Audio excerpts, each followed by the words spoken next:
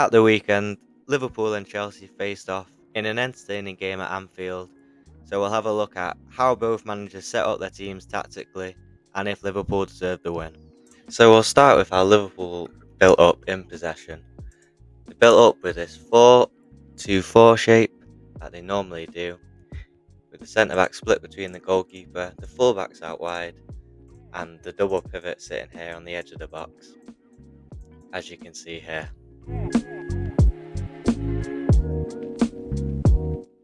This meant that Liverpool had the extra man advantage whenever Chelsea pressed.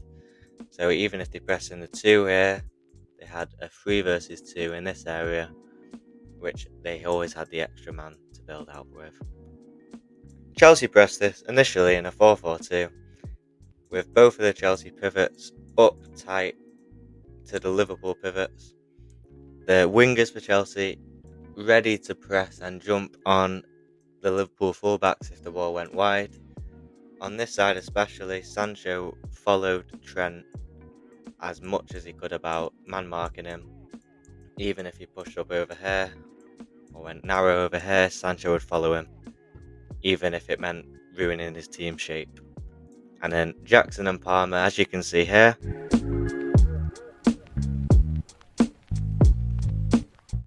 had the job of dealing with these 3 Liverpool players, and this was normally done when the ball went wide. Jackson would press, it'd go back to the keeper, Jackson would then curve his run so that this passing option back to Konate was cut off, leaving him with a risky pass into Van Dijk, which Palmer was ready to press, or he'd have to go long and Chelsea would hopefully regain the ball. And Chelsea would regain the ball easily here by going man-to-man against Liverpool's front 4. One of the centre-backs would follow Szoboszlai, even if he dropped all the way down here, which left the rest of the defence 3 versus 3 and had to win their own 1v1 duels. However, Liverpool noticed Sancho's man marking on Trent early on in the game and managed to manipulate Chelsea's press so they could get out and attack much easier. So they pushed Trent right up here onto the right wing, moving Salah in. Sancho then followed him, as that was clearly the instruction from Enzo Maresca. So then they moved Konate out wide into what would be Trent's position, Kelleher into what would be Konate's position, and keeping that same back 4 there, but with different personnel. So now, whenever the goal kick was taken, if Kelleher passed Van Dijk, for example, Palmer would press, back to Kelleher, Jackson would press. Now Kelleher has an easy option out wide for Konate. Konate can then carry the ball forward and then potentially look to play into one of the front 4 here, and then they're on the attack. Or alternatively, Konate could get the ball and Lavia would press him, which meant that all Gravenberch had to do was move to the side and an easy pass was on for him to then carry and look to set up Liverpool for the attack. When Liverpool got further up the pitch, they moved into their usual 3-1-6 shape, which they've been using this season. Gravenberch sat on his own as a single pivot there, with Robertson tucking in from left back in that normal 3-1-6 shape. Trent had the role that he's had all season, which is basically a complete free role. So a lot of the time he's in this right half space here, but he can drop deep into this pivot, he can pull wide down here, he can rotate with Salah in there. And this caused further problems for Chelsea as they were continuing their man mark with Sancho as they were in the press. So wherever Trent went, Sancho would follow. And this caused big problems when Trent moved to spaces over here, because Sancho still followed him, and so did Pedro Neto when he came on, leaving big gaps here which Jota could drop into, or Szoboszlai more frequently could drop into, or Salah could pull wide here, meaning he had a 1v1 where he could look to get past and create from here.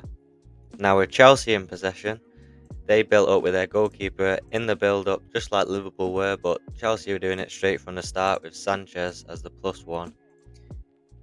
James and Colwill went out wide to make the 4.